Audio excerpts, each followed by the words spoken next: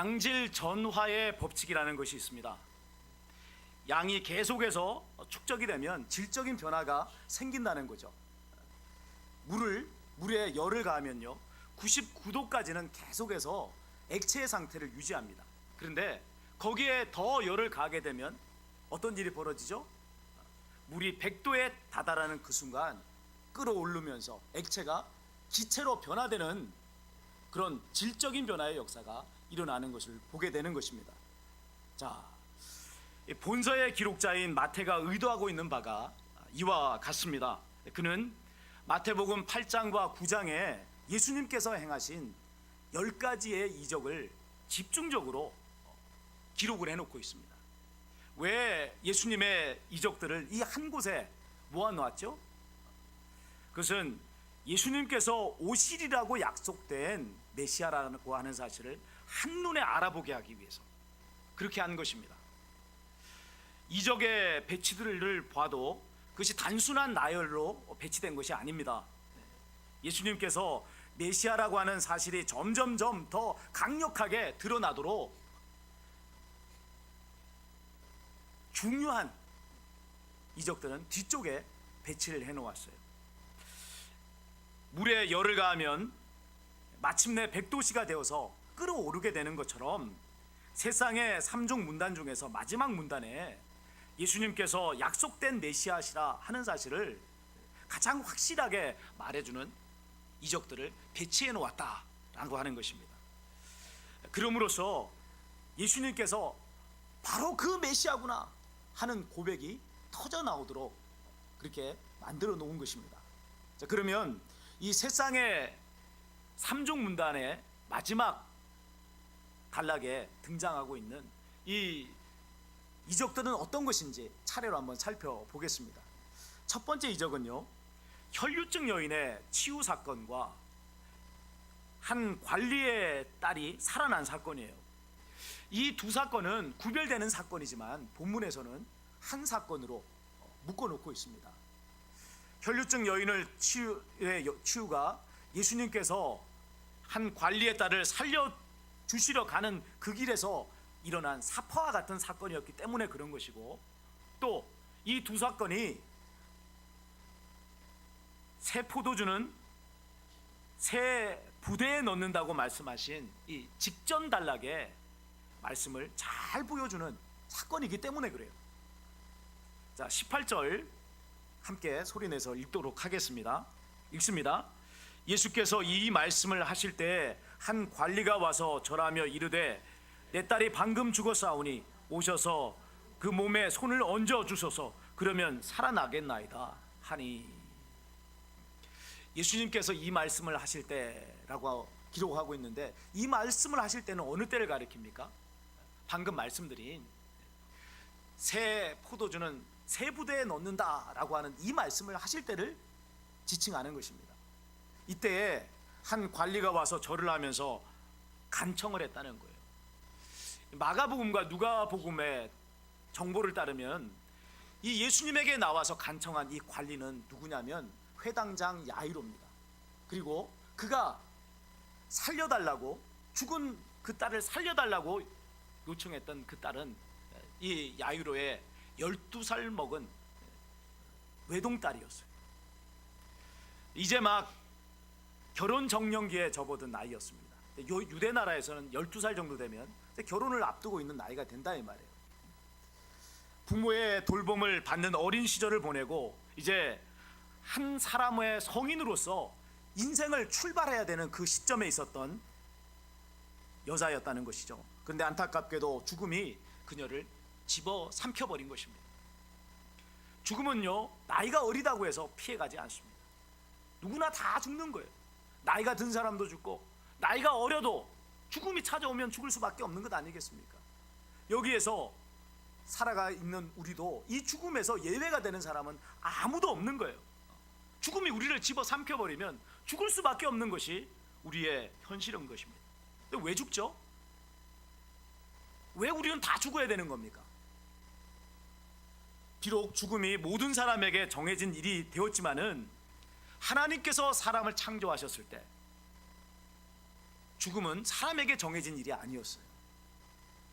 하나님께서 사람에게 주시고자 했던 것은 영원한 생명이었습니다. 그러나 안타깝게도 아담과 하와가 선악과를 따먹고 하나님께 죄를 짓고 만 것입니다. 하나님과의 생명 관계를 거부하고 하나님을 떠나버렸어요.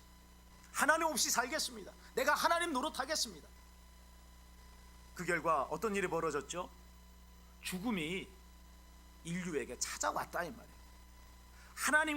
하나님을 떠나버리고 내가 하나님 노릇하겠다라고 하는 이 죄를 짓는 그 순간 생명의 하나님으로부터 단절됨으로써 죽음이 왕노릇하게 되는 결과가 벌어지게 된 것입니다. 하나님께서는 아담과 하와를 에덴 동산에서 쫓아내시기 전에 뱀의 머리를 깨트려 버리시고 그들을 죽음의 굴레에서 구원해 주실 여자의 후손을 보내주실 것이다 약속을 하셨어요. 이것이 하나님께서 인류에게 주신 최초의 복음이었기 때문에 이것을 원복음이다 라고 말을 하는 것입니다. 죽음의 굴레에 씌워진 인류의 간절한 소망은요, 하나님께서 약속하신 여자의 후손이 오는 거예요. 그분이 오시면 어떤 일이 벌어져요? 사단의 인간의 이 인류를 죄로 유혹하는 사탄의 머리를 깨트려 버리실 거란 말이에요. 그리고 죄로 죽음으로 인해서 굴레 씌워진 이 인생에서 죽음에서부터 해방되는 생명의 역사를 얻게 된다는 것입니다. 그러기에 온 인류의 유일한 소망이 되시는 분은 예수 그리스도 한 분밖에 없습니다. 그분만이 사탄의 머리를 깨트리실 수 있는 분이시기 때문에 그런 것이고, 그분만이 죄의 문제를 해결하셔서 단절된 하나님과 우리와의 관계를 회복시켜 주실 수 있는 분이기 때문에 그런 것입니다.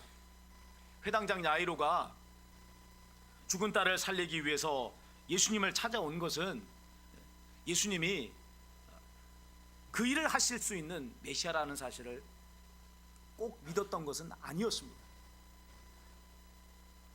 내 딸을 살릴 수 있는 메시아시기 때문에 내가 간다 이런 것은 아니었어요. 구약 성경을 보면요, 선지자들 가운데서도 죽은 자를 살린 케이스들이 꽤나 있습니다. 자, 그러나 오늘 분명하게 말씀드릴 수 있는 것은 야이로가 예수님을 향한 큰 믿음을 가졌다는 거죠. 어떤 믿음요? 죽은 그의 딸의 몸에 예수님께서 오셔서 손만 얹어주면 죽은 딸이 살아날 것이라고 하는 믿음을 가졌다는 거예요. 그 믿음에 부응해서 예수님께서는 야이로의 집으로 가셨습니다. 그런데 그 도중에 혈류증에 걸린 여인의 치유 사건이 일어난 것입니다. 이 여인은 12해 동안을 혈류증으로 고통을 당했어요. 자, 12년 동안 혈류증의 고통을 당했다. 이것과 여러분 함께 매치되어지는 것이 바로 야이로의 12살 먹은 딸이에요.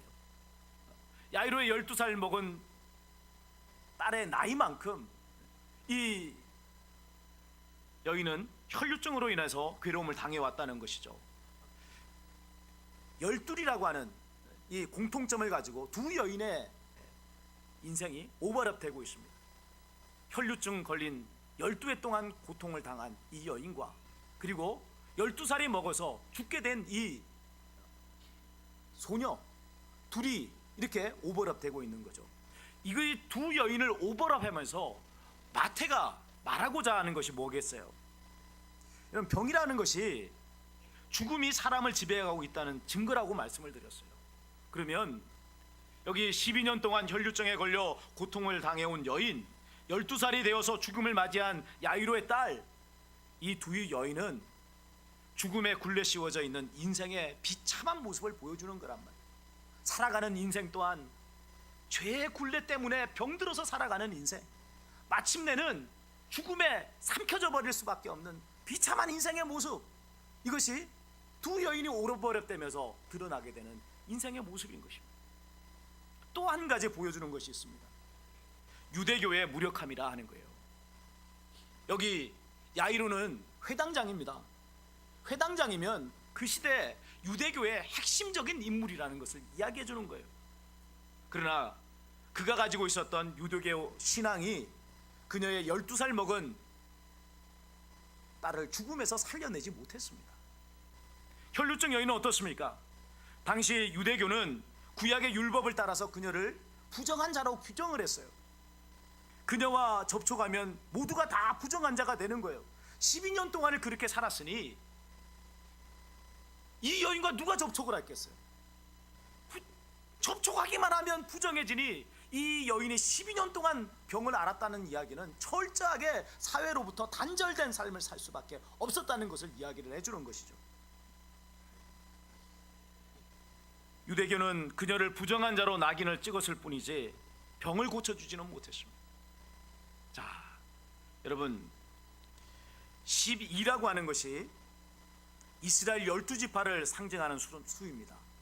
그러기에 두 여인의 모습은 경건의 능력을 상실하고 경건의 모양만 가지고 있는 유대교의 실상을 말해주는 것입니다. 동시에 그 유대교 속에서 비참한 삶을 살아가고 있는 이스라엘 백성의 삶을 말해주는 것입니다. 자, 그런데 놀랍게도 이 두 여인 모두가 예수 그리스도로 말미암아 구원을 얻었단 말이에요. 혈류증 여인은 예수님의 겉옷만 붙잡기만 해도 내가 낫겠다는 믿음을 가졌습니다. 그리고 그 믿음대로 행하였더니만 어떤 일이 벌어졌어요? 병에서 치유되는 기적이 일어났어요. 회당장 야이로는 예수님 이 죽은 자기의 딸의 몸에 손을 얹어주시기만 하면 살아날 것이라고 하는 믿음을 가졌어요. 그리고 그 믿음대로 예수님을 모시고 와 그 딸의 몸에 손을 얹었더니만 딸이 살아난 기적의 역사가 일어났습니다. 어떻게 이런 일이 일어난 거죠? 혈류증 여인의 믿음이 커서, 또 여기 이 회당장 야이로의 믿음이 커서 그 믿음의 능력이 병을 고치고 죽은 자를 살려낸 것입니까? 아니란 말이에요. 여러분, 이적을 일으키는 능력은요, 믿음이 아닙니다. 이적을 일으키는 믿음 능력 그 자체는요, 예수님에게서부터 나오는 거예요. 예수님이 하나님의 아들이시고 죄와 죽음으로부터 인류를 구원해 주시기 오신 구원자기에 그분으로부터 인간의 그 비참한 죽음의 굴로 씌워진 인생의 그 자리에서 인류를 구원해내는 능력의 역사가 나타나는 것이라는 것입니다. 그러면 믿음은 뭘까요? 무엇이 믿음이죠? 예수 그리스도를 통해서 베풀어 주시는 이 구원의 은총을 나의 것으로 받아들이는 손이 바로 믿음이란 말이에요. 믿음 자체가 능력이 아닙니다. 능력은 예수 그리스도예요. 그분에게 나오는 것인데 그것을 나의 것으로 영접하고 나의 것으로 받아들이는 손이 되는 것이 바로 믿음이다 하는 것입니다. 이 믿음은 이전의 구약의 방식을 뛰어넘습니다.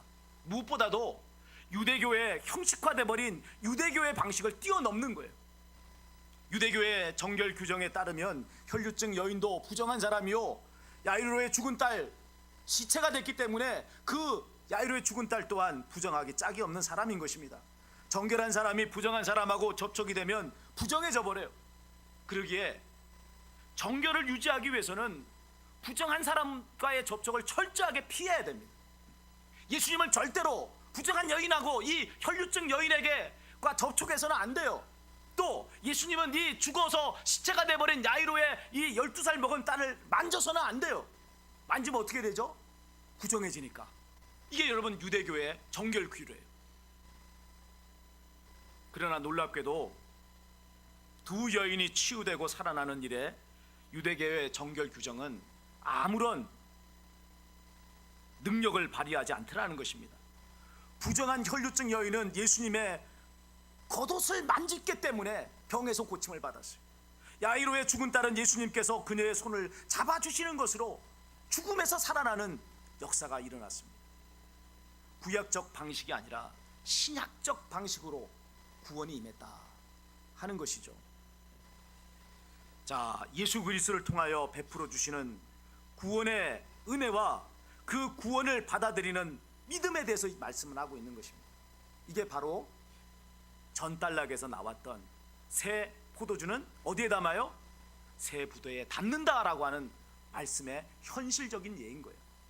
이와 동시에 두 사건이 증언하는 것은 예수님은 죽음의 굴레 씌워진 인류를 구원하기 위해서 오신 메시아라고 하는 사실입니다. 구약의 선지자들도 병든 자 고치셨어요. 구약의 선지자들도 죽은 자를 살린 예가 있습니다.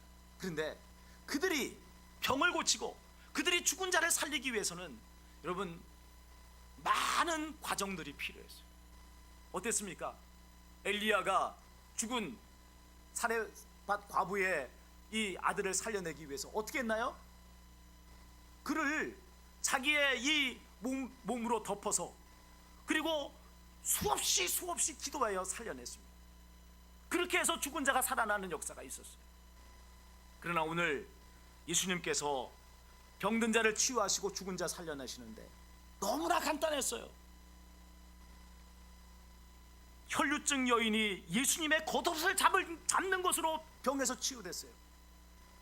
야이로의 12살 먹은 딸, 죽어버린 이 딸은 예수님께서 가서 손 한 번 잡아주시는 것으로 살아나는 기적의 역사가 일어났어요. 무엇을 이야기해 줍니까? 이분이 누구라는 이야기죠? 구약의 선지자를 뛰어넘는 분이라는 거예요. 엘리야를 뛰어넘는 분이라는 거예요. 그 시대 이 이스라엘 역사에서 병을 고친 그 어떤 선지자들보다 위대한 분이라는 것을 말해주는 것입니다. 그럼 이분이 누구죠? 인류를 죽음에서 구원하시기 위해 오신 하나님의 아들이다 하는 것을 말씀해 주는 것입니다. 두 번째 이적을 한번 살펴봅시다. 27절입니다. 함께 읽겠습니다. 예수께서 거기서 떠나가실새 두 맹인이 따라오며 소리질러 이르되 다윗의 자손이여 우리를 불쌍히 여기소서 하더니, 여기서 우리가 주목할 것은 두 맹인이 예수님을 향해서 다윗의 자손이여 라고 불렀다는 사실입니다. 마태복음에 많은 인물들이 등장하는데 그 가운데서도 예수님을 향하여 다윗의 자손이여 라고 최초로 부른 사람들, 최초로 예수님을 향해 다윗의 자손이여 라고 호칭한 사람, 그 사람이 바로 여기 두 맹인입니다. 마태가 이 사실에 주목하는 이유는 그들의 고백과 그들에게 일어난 일이 예수님께서 오리라고 예언된 메시아라고 하는 사실을 확증해 주기 때문에 그렇습니다. 이사야 선지자는 메시아가 오시면 되어질 일을 이렇게 예언했어요. 그때 맹인의 눈이 밝을 것이며 못 듣는 사람의 귀가 열릴 것이며 그때 저는 자는 사슴같이 뛸 것이며 말 못하는 자의 혀는 노래하리라. 자, 맨 처음에 뭐가 나와요? 맹인의 눈이 어떻게 돼요? 맹인의 눈이 밝아질 것이다. 맹인의 눈이 뜨일 것이다. 이스라엘 역사에 많은 이적의 역사가 있었지만 맹인의 눈을 뜬 예는 한 번도 없었어요. 그런 까닭에 이스라엘 사람들은요, 메시아가 오셔서 하는 최고의 사역, 이분이 메시아라고 하는 것이 가장 명확하게 밝혀지는 사역은 맹인의 눈을 뜨게 해주는 사역이었습니다. 누군가 맹인의 눈을 띄워줬다 하면 그 사람은 누군 거죠? 누구예요? 그분이 메시아인 거예요. 이사야 선지자가 예언한 오리라고 한 메시아가 임에 틀림없다는 거예요. 그런데 바로 메시아만 하실 수 있는 그 일을 누가 하신 거예요? 예수님께서 하셨어요. 그러면 예수님은 누구예요? 바로 그 메시아이라고 하는 것을 증명해 주는 것 아니겠습니까? 맹인들이 예수님께 나와서 물었습니다. 맹인이 예수님께 나오니 예수님께서 그들에게 물었습니다. 내가 능히 이 일을 해줄 줄을 믿느냐? 어떤 일을 해줄 줄을 믿느냐고 묻는 거죠? 너희의 눈을 띄워줄 것을 믿느냐? 맹인들이 대답합니다. 주여 그러하오이다. 보십시오. 혈루증 여인의 치유와 야이로의 딸의 살아남에 적용된 방식이 그대로 적용되잖아요. 어떤 방식입니까? 믿었고 치료해주는 역사. 여기 두 맹인은 예수님께서 그들의 눈을 띄워줄 것을 믿었어요. 그 믿음을 보시고 예수님께서는 그들을 치유해 주셨습니다. 29절과 30절 상반절 함께 읽겠습니다. 29절 30절 상반절입니다. 이에 예수께서 그들의 눈을 만지시며 이르시되 너희 믿음대로 되라 하시니 그 눈이 밝아진지라. 자, 이 말씀 가운데 우리가 또 주목해 볼 것은 이 눈을 만지면서 예수님께서 눈아 띄어져라 이렇게 하시면 되잖아요. 눈아 밝아질지어다 그러면 되시는 거 아닙니까? 근데 예수님께서 눈을 만지시면서 뭐라고 말씀하셨습니까? 너희 믿음대로 되라 라고 말씀하신 것을 보는 것입니다. 믿음이야말로 예수님을 통해서 베풀어 주시는 하나님의 은혜를 받아들이는 손인 거예요. 믿음이 없으면 어떻게 되죠?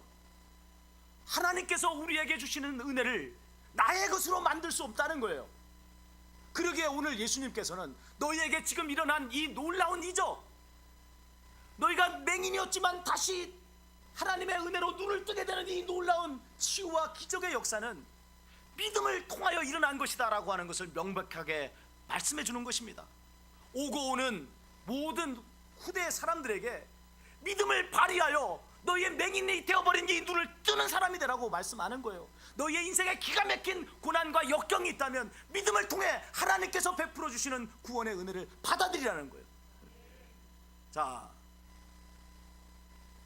그러면 이 믿음은 좀 더 본질적으로 말하면 어떤 것일까요? 하나님과 예수님과의 나의 바른 관계 맺음이라고 말할 수 있는 것입니다.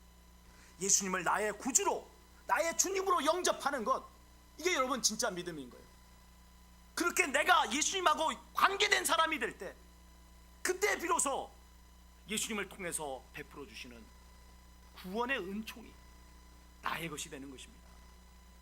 오늘 이 자리에 나오신 저와 여러분 모두가 이렇게 예수님을 믿음으로 나의 구주와 주님으로 영접하시는 하나님의 자녀들이 되시기를 주님의 이름으로 축원합니다. 세 번째 이적은요, 이 두 번째 이적의 연장선상에 있습니다. 이사야 선지자가 한 예언을 말을 하는 것입니다. 메시아가 오시면 어떤 일을 하실 것이라고 말씀했습니까? 맹인이 눈을 뜬다고 했습니다. 못 듣는 자가 듣게 된다고 말했습니다. 저는 자가 뛰는 역사가 일어날 것이라고 말했습니다. 그리고 말 못하는 자의 혀가 풀려서 노래할 것이다 라고 말씀을 합니다. 자, 여기 세 번째 이적의 주인공은 누굴까요? 귀신 들려 말 못하는 사람이었습니다. 사람들이 그를 예수님께 데려왔습니다. 예수님께서 그에게 든 귀신을 쫓아내자마자 그의 혀가 풀려 말을 하기 시작하는 거예요. 메시아가 오시면 하실 것이라고 하는 그 일, 말 못하는 자의 혀가 노래하리라고 하는 그 일이 오늘 예수님을 통해서 일어나게 된 것입니다. 자, 이 일로 예수님께서 오리라고 예언된 메시아라고 하는 사실이 명확해졌어요. 오늘 이 예언의, 이사야의 예언의 말씀이 그대로 실현되고 있는 것 아닙니까? 33절은요, 예수님의 이적을 목격한 무리들의 반응이 어떠한지를 말씀해 줍니다. 무리들이 이렇게 말합니다. 무리가 놀랍게 여겨 이르되 이스라엘 가운데 이런 일을 본 적이 없다. 이스라엘, 지금까지의 이스라엘 역사를 통틀어 볼 때 예수님께서 하신 일과 같은 이런 일을 하신 분이 없다는 거예요. 예수님의 사역 가운데 행하신 이적은요, 양적인 면에서도 이스라엘 역사의 유래를 찾아볼 수 없는 이적의 양이었어요. 또한 예수님께서 오셔서 행하신 이적의 질은요, 이스라엘 역사에서 그 비교할 대상을 찾아볼 수 없을 만큼 높은 질의 이적이었어요.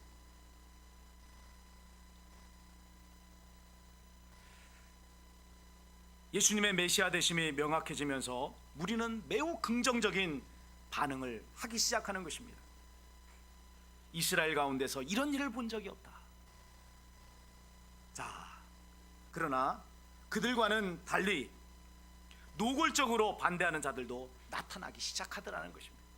예수님의 메시아 되심이 점점점 명확해지게 됨에 따라서 예수님을 메시아로 영접하고 믿는 자들이 생기는가 하면 이 예수님을 거역하고 대적하는 자들이 나타나기 시작했다는 것입니다.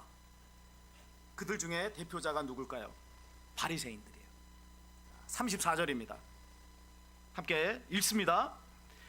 바리새인들은 이르되 그가 귀신의 왕을 의지하여 귀신을 쫓아낸다 하더라. 바리새인들 역시 예수님께서 행하신 이 이적들을 부인할 수가 없었어요. 그는 사실 아니에요. 팩트잖아요. 그럼 어떻게 부인합니까? 자, 그러나 그 이적들의 배후를 귀신의 왕이라고 매도한 거예요. 곧 예수님께서 행하신 이 이적들, 귀신을 내어 쫓은 이 일들, 병을 치료하신 이 일들은 귀신의 왕을 의지해서 행한 일이다 라고 말한 것입니다. 성령의 역사를 귀신의 역사로 뒤집어 씌워버린 거죠. 무엇을 확인할 수가 있습니까? 바리새인들의 완악함이라는 말이에요. 그들은 눈에 보이는 명백한 증거들에도 불구하고 예수님이 인류를 구원하러 오신 하나님의 아들이라고 하는 이 사실을 인정하지 않았어요. 도리어 자신들의 주장을 합리화하기 위해서 성령을 모욕하는 죄를 저지르는 거예요. 하나님 앞에 결코 사함받지 못할 죄를 저지르고 있는 거예요. 예수님 앞에 나온 우리는요, 그분을 하나님의 아들로 영접할 것인가 아닌가를 결정해야 합니다. 나는 그 결정을 좀 뒤로 유보할래요, 좀 훗날에 좀 결정하겠어요 라고 말하는 사람들도 있습니다. 그러나 그것은 자신을 찾아온 구원의 기회를 놓쳐버리는 어리석은 일이라는 사실을 알아야 합니다. 지금 결정하지 않으면 다음의 기회는 찾아오지 않아요. 사탄이 우리의 마음을 완악하게 함으로써 믿지 않는 일에 온갖 이유를 가져다 대어 자기를 합리화시킨단 말이에요. 여기 이 바리새인들은 어떤 사람이었어요? 처음에는 유보적인 듯한 모습을 보였어요. 그런데 결단해야 그때 예수님께서 하나님의 아들이라서 하신 수많은 이적이 증거된 그때 결단했어야 된단 말이에요. 예수님이 하나님의 아들입니다라고 하는 사실을 영접해야 했단 말이에요. 근데 그것을 영접하지 않으니 어떤 일이 벌어졌죠? 예수님의 행하시는 이 이적을 귀신의 왕을 힘입어서 하는 일이라고 매도해버리는 자가 되더라는 것입니다.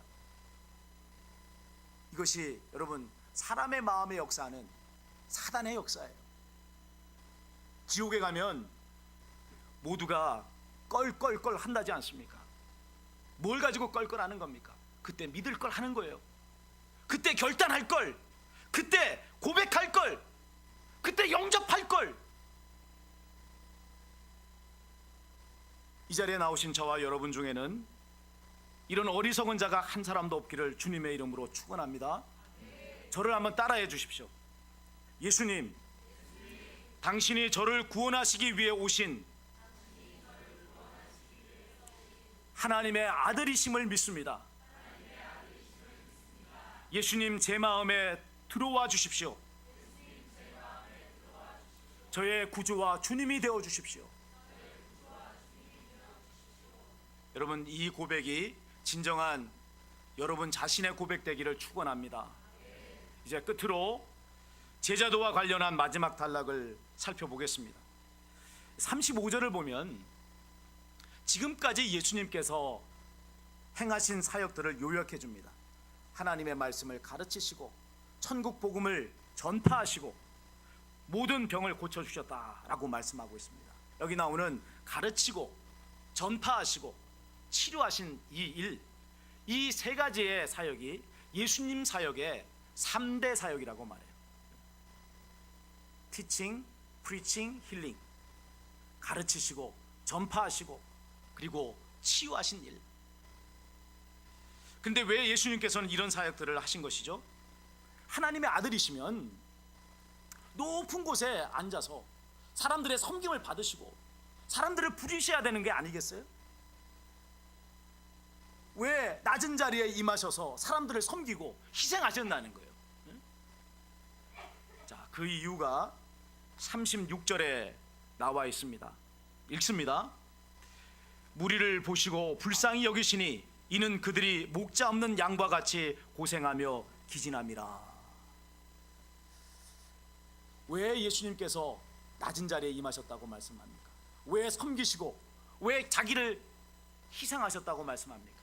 무리를 불쌍히 여겼기 때문이다 하는 거예요.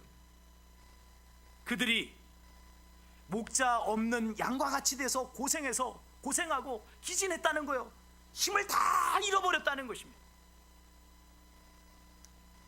당시 유대의 일반 서민들은 정치적으로 로마 제국의 식민재배를 당하면서 고통 가운데 빠져 있었어요. 그들이 가지고 있는 좋은 것들은 다 누구한테 빼앗기는 거죠? 로마 제국이 다 가져가는 거예요. 우리나라 일제 식민지배 시대 때 우리의 할아버지 세대들이 다 그렇게 살지 않았습니다. 우리나라에서 만들어져 나오는 모든 좋은 것들은 다 어디로 가요? 일본 제국주의자들이 다 빼앗아 가버렸습니다. 심지어는 젊은 청년들도 끌어가 버렸고, 젊은 처자들도 끌어가 버렸고, 남는 것이 아무것도 없는 껍데기만 남은 나라였어요. 그것이 바로 이 유대인들이 로마의 식민지배를 당하면서 경험했던 일이었습니다. 살고 싶어도 잘 살 수 없었던, 고통만이 가득했던, 소망이 없는 시대. 또 종교적으로는 형식화돼 버린 유대교회의 무거운 율법에 짐만 졌을 뿐이지 어떤 위로도 어떤 공급도 받지 못했단 말이에요. 마른 뼈와 같이 돼 버렸습니다. 유대 지도자들은 그들을, 이 일반 서민들은 돌보지 않은 채 자기들만 잘 살고 잘 먹는 일에만 관심이 있었습니다. 목자를 잃어버린 양떼, 기진해 버려서 아무 방향도 찾을 수 없고 어디에도 의지를 할 수 없는 비참한 상태에 놓여진 이 사람들, 이것이 그 시대의 이스라엘 백성의 모습이었습니다. 특별히 오늘 우리가 살펴본 이 세 번째 삼종 문단은요, 목자 없는 양무리를 향하신 예수님의 긍휼히 여기심이 두드러지게 나타납니다. 예수님께서는 하나님께서 원하시는 것은 긍휼이지요, 제사가 아니다라고 말씀을 하셨습니다. 오늘 예수님께서 이 부정한 두 여인에게 행하시는 것을 보십시오. 부정한 여인이라고 하면 여러분 내쳐야 되는 거예요. 가까이 오지 말게 해야 되는 거예요. 만나지 말아야 되는 거예요. 근데 예수님은 어떻게 하셨습니까? 예수님의 겉옷을 만진 여인에게 안심하라, 따라 안심하라, 내 믿음이 너를 구원하였노라 따뜻하게 품어주셨습니다. 죽어서 싸늘하게 식어버린 야이로의 12살 먹은 딸의 손을 예수님의 따스한 생명의 손길로 만져주셨습니다. 두 명의 맹인의 눈을 띄워주실 때는 말씀으로 하시지 않았어요. 아니, 예수님이면 말씀 한마디면 되는 거 아니에요? 누나 떠져라 하면 된단 말이에요.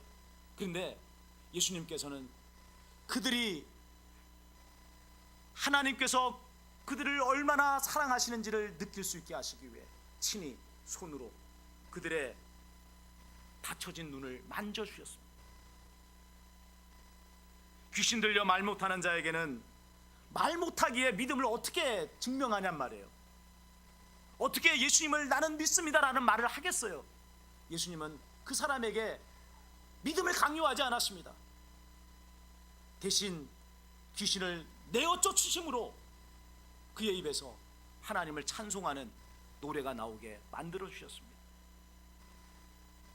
목자 없는 무리를 불쌍히 여기심, 바로 이것이 구원자 되신 예수님께서 이 땅에 오신 이유인 것입니다.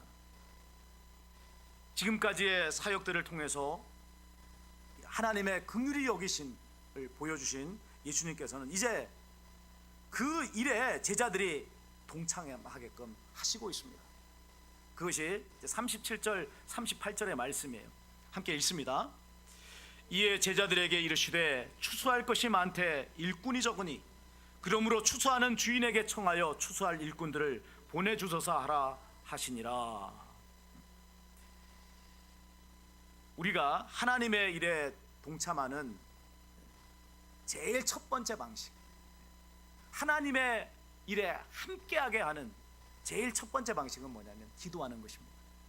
하나님께서 하시는 일에, 또 하나님께서 하시기 원하시는 그 일을 위해 기도하는 거예요. 그러면 우리는 그 하나님의 일에서 내가 해야 될 것이 무엇인가를 알게 되는 것입니다. 여기 하나님께서 하시고자 하는 일이 여러분 비전이에요. 그리고 그 하나님께서 하시고자 하는 일에서 내가 해야 될 일, 이게 뭘까요? 이게 바로 사명이라 하는 겁니다. 이어지는 10장에서는 마침내 제자들이 사명자로 세워지고 그 사명을 감당하기 위해 훈련받게 되는 내용이 있습니다. 사랑하는 여러분, 오늘 여러분은 예수님을 어떤 분으로 알고 있습니까? 기독교의 창시자? 세계 4대 성인 가운데 한 분? 인류의 위대한 스승? 이런 정도로 알고 있습니까? 다시 한번 예수님이 어떤 분이신지 바르게 깨달으시기 바랍니다. 우리를 죄에서 구원하시기 위해 오신 하나님의 아들입니다.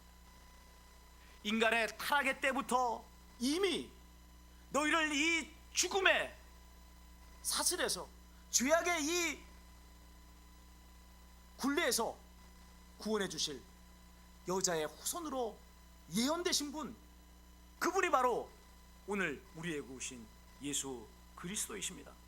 이분을 나의 구주와 주님으로 분명하게 영접하시고 그분을 바르게 섬기시기 바랍니다. 또한 하나님을 떠나 길을 잃어버린 많은 이 시대의 사람들을 그리스도께로 인도하는, 추수하는 귀한 일꾼들이 되시기를 주님의 이름으로 축원을 드립니다.